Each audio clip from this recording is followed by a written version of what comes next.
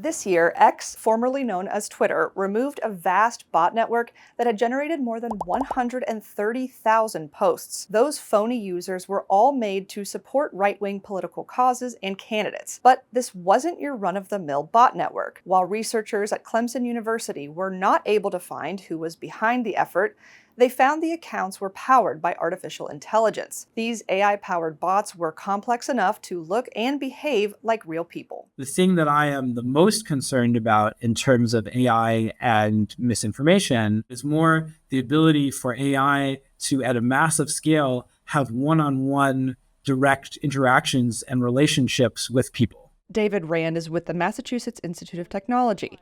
He's done groundbreaking research on the intersection of AI-generated text and misinformation campaigns. With them not knowing it's an AI, earn their trust, build an actual relationship, and then start telling them things that are not true. And as Associated Press journalist Garance Burke says, widespread access to AI software comes during an important election season. Rather than fearing that, AI is going to somehow dismantle our democratic system, I think it's just important to see it as another tool that is now part of our information ecosystem. You can experience AI firsthand with chatbots, or engage it when you need help writing an email, or help writing a script. Sometimes, however, AI can be misused to spread misinformation by generating false content that is indistinguishable from the truth.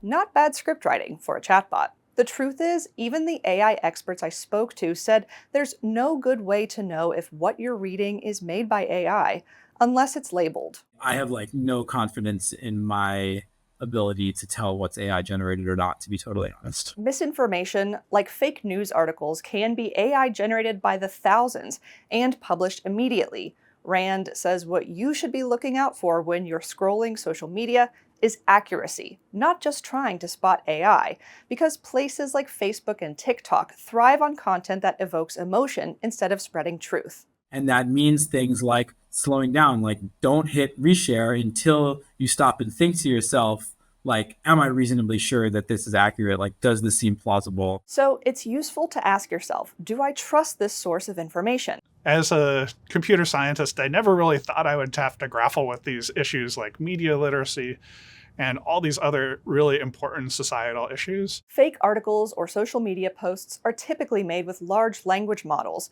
similar to what ChatGPT uses. Chris Callison-Birch with the University of Pennsylvania has been studying them for more than 2 decades. This is a truly transformative technology that will shape many aspects of our lives.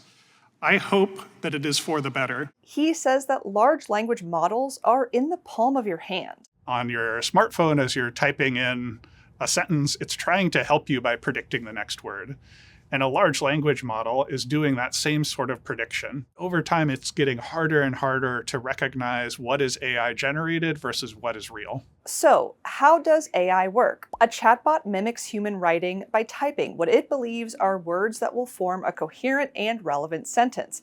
The AI is predicting what it should say based on the data it was taught. One amazing thing about these models is they've been trained on so much language data, basically the entire internet, that they've gotten incredibly good at producing human-like sentences. But one key fact, that data is not constantly updated to be accurate. AP journalist Burke says this basic knowledge of AI is important, especially when those AI companies tend to keep the way it works secretive. When it comes to how exactly they generate text, to some extent, these models are still black boxes. Political campaigns in America and across the world are using AI as part of their election strategies this year. We have seen that the speed and accessibility of these generative AI tools makes it easy for anybody to create political content that can drive clicks or likes.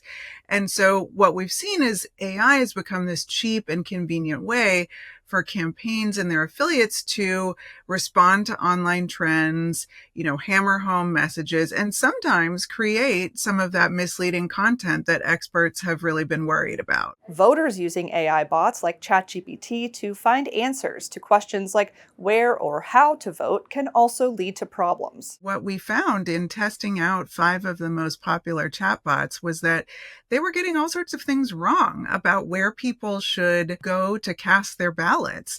And so, that's concerning. To avoid bad information or disinformation created by AI, all the experts I spoke with said to turn to trusted sources, like a vetted news source or local government officials. So my recommendation for people wanting to insulate themselves against AI is to be skeptical and to increase your media literacy. With so little regulation surrounding AI, the best place for people to get information about how they can participate in our democracy is to just go to those tried and true sources of county elections officials. Callison Birch says pretty soon it could be impossible to tell whether a text post or an article is AI generated or not, even for the experts. As the AI systems get better and better, it's going to be harder both for people and for tools to spot the AI-generated material. We've also created a fake news detection game. We have a headline and an image, and we just ask people, is the headline real or fake? And is the image real or fake?